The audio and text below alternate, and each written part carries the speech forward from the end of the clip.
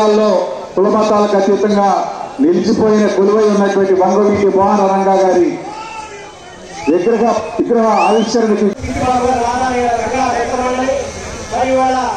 ఈ కార్యక్రమానికి ఎంతో దిగ్విజయంగా జరగడానికి ప్రధాన కారకులు మరి శివబాబు గారు, రాజా నాయకరావు గారు జైల్లో ఉండి తెలిసి ఆ తర్వాత ఎమ్మెల్యే 3 సంవత్సరాల పాటే ఎమ్మెల్యేగా ఉండి చనిపోయిన ఆయన 35 సంవత్సరాల తర్వాత కూడా ఇవాళ ఆంధ్ర రాష్ట్ర 2 రాష్ట్రాల్లో ఉన్న తెలుగు ప్రజానీకానికి చుట్టూడుకోవడానికి కారణాలు ఖచ్చితంగా చెప్తుంటారు. ఎవరైతే విజయవాడని కష్టపడేవాడు కట్టాలని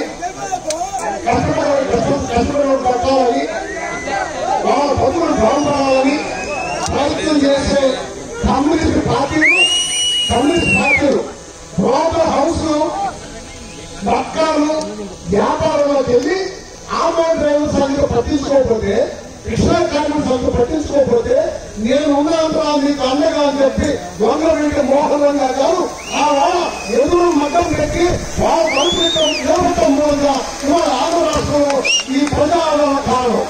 ఆయన సూపర్ స్టార్ కాదు, మెగా స్టార్ కాదు, కానీ 50 మంది జనం ఆయన అమ్ముడుగారికి కారణం ప్రజా సేవ ఆయన నిలబడతారు. ఒక మాట చెప్తాను, నాకు పరిచయం గారితో, కానీ ఇది చెప్పగలిగితే ఇవాళ సంక్షేమ పథకాలు చదువులకి ప్రభుత్వాలు చాలా చేస్తున్నాయి. ఆ రోజు ఒక వ్యక్తి ఆయన దగ్గరికి వచ్చి అన్నా నేను చదువుకోవడానికి తీసుకెళ్తాను, నాకు ఇబ్బందిగా ఉందంటే చేతి ఉన్న ఉంగరాన్ని తీసి ఇచ్చి తాకట్టు పెట్టి ఆయన డబ్బులు ఇచ్చేవాడు. ఎప్పుడు 1980-84 ఆ దశలో. ఇవాళ చాలా మంది చేయవచ్చు, సంవత్సరం కావచ్చు. ఆ వారి నుంచి చెప్పడం సైలెన్స్ తీసి పైకి లేపుతాం, జిందాబాద్ లో కొట్టం. కానీ 21% ఉన్న మనం మనకి అధికారం కాబట్టి అటువంటి ఆలోచన 3% ఉన్న ఆలోచన మన మధ్యలో మనకి ఎందుకు రాదు? మన బీసీల్ని ఎస్సీల్ని ఎందుకు కలుపుకోలేవు? అదంతా మీరు ఆలోచన చేయాలి తప్ప మనం ప్లాన్ వేసుకుంటే మాత్రం, జిందాబాద్లు పెడితే మాత్రం, చోటాలు పెడితే మాత్రం అధికారం రాదు. ఆలోచన పెరగాల్సిందే, ఆలోచన అవసరం ఉండాలా, ఆలోచన పెరగాల.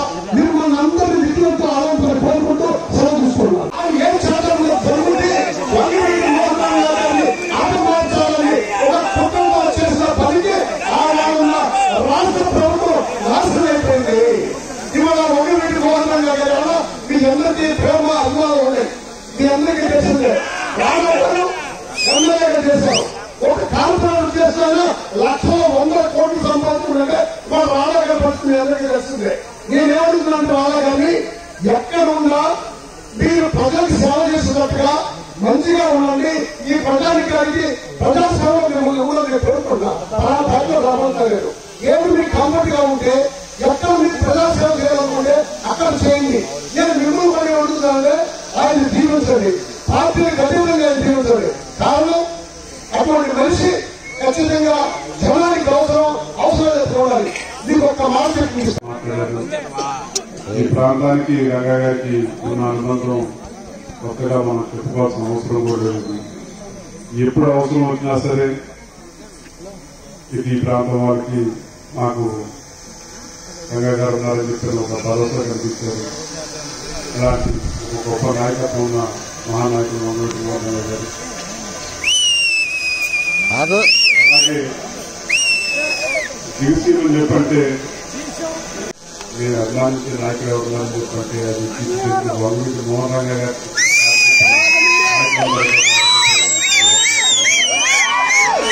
ఒక నాయకుడు చనిపోతే ఇవాళ రేపు ఏ పార్టీలు చనిపోయారు, ఇప్పుడు చనిపోయారు, దీంట్లో చనిపోయారు. కానీ ప్రజల కోసం పోరాడారు కాబట్టి 3.5 దశాబ్దాల తర్వాత కూడా గుండెల్లో పెట్టుకు చూసుకుంటున్నారని చెప్పంటే ఆ కీర్తి ఘనత ఒక వంగవీటి మోహన్ రంగా గారికి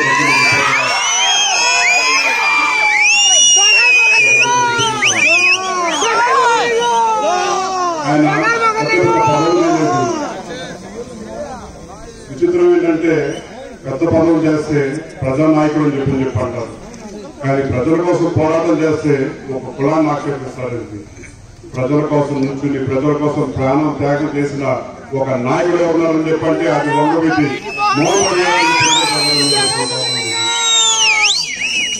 నీతినివంతంగా తీసుకొచ్చే ఆలోచన కలిగించే నాయకుడు ఎవరున్నారని చెప్పంటే అది రంగా గారు.